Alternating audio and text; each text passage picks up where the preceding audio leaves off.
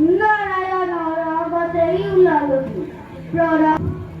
মামা তোমাৰ কথাকে ভাবি আছিলো। কুৰুক্ষেত্ৰৰ ভাৱ এৰি মোৰ কথা ভাবিছিলানে?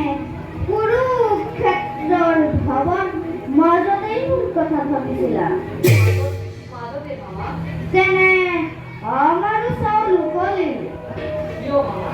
তাদেৰ ডাঙৰ ডাঙৰ গ্ৰহ নক্ষত্ৰৰ গণনা কৰি আছিলা নেকি? আমি চকুত কৰিছিলো। এতিয়া সেইখিনি শেষ কৰি জড়পতিয়ে যেতিয়া সৰু সুৰা তৰাৰ লেখত ধৰিলেহি, আমি কপিয়া তৰা আমাক সহাবাই। তোমাৰ কথাটা ক'বানে? অন্তৰ্যামী নাৰায়ণে নকলেও জানিব। বাৰু কোৱাচোন, কুৰুক্ষেত্ৰৰ তাৰ পৰাজয় হোৱাটো বিচাৰা? পৰাজয় হ'বলৈ আৰু বাকী নাই। এতিয়া ভাল পাইছো নে বেয়া পাইছো জড়পতিয়ে জানে। মামা তুমি বৰ দুষ্টুৰ। আৰু তুমি? মই মোৰ কৰ্তব্যহে কৰিছো বাবা। মোৰ কৰ্তব্যৰ কোনখিনি ক্ষতি হ'ল দয়াময়? ভাগি ভাগি ফুৰি মুখৰ ৰঙিতে অন্তৰৰ চিৰসূচিত ধৰা ফলবিধ হোৱাতকৈ সন্মুখত যুদ্ধ কৰি শত্ৰুতা আচৰণ কৰা অনেক গুণেই শ্ৰেণী নহয় মামা। জড়পতি ক্ৰোধান্ধ মানুহ মই। এই প্ৰতাৰণা প্ৰবঞ্চনা ক্ষমাৰ অযোগ্য বুলি জানো, কিন্তু পূৰ্ণ ব্ৰহ্ম ভগৱানৰ কপট নিদ্ৰাতকৈও মোৰ এই আচৰণ বেছি দুখনীয়নে? মামা তুমি ভুল বুজিছা। সদায় ভুল কৰি কৰি ভুলতেই অভ্যস্ত হলো। এতিয়া আৰু শেষ সময়ত সেই ভুল নাভাগে নাৰায়ণ। মানে বুজি নাপালো।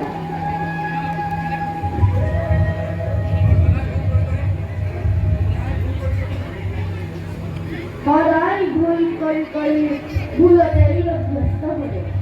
এতিয়া আৰু শেষ সময়ত সেই ভুল নাভাগে নাৰায়ণ।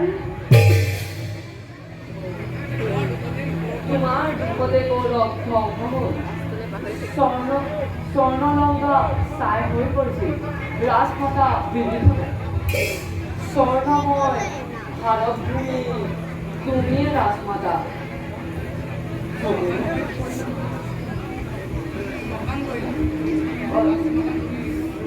ৰাজমাতা তুমিয়ে ভূমি। হে মাধৱ, মোৰ ধন্যবাদ গ্ৰহণ কৰা। নবুজিলো মামা।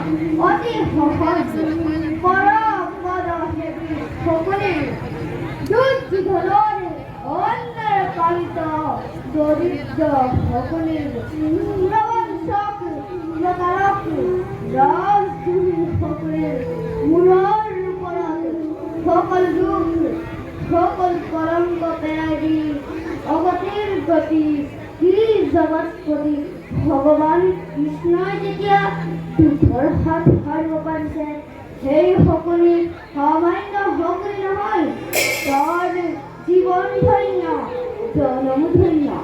আৰু সেই জীৱনৰ গৰাকী তুমি যদুপতি মোৰ ধন্যবাদ গ্ৰহণ কৰা।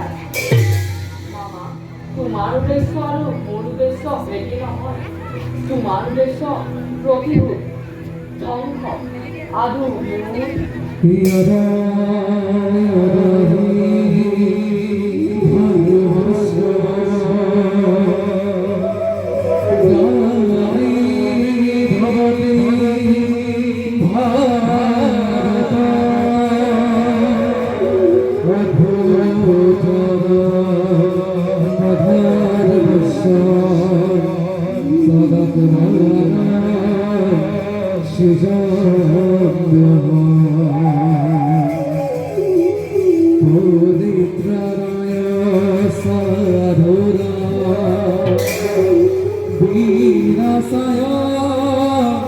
সদস্কৃতা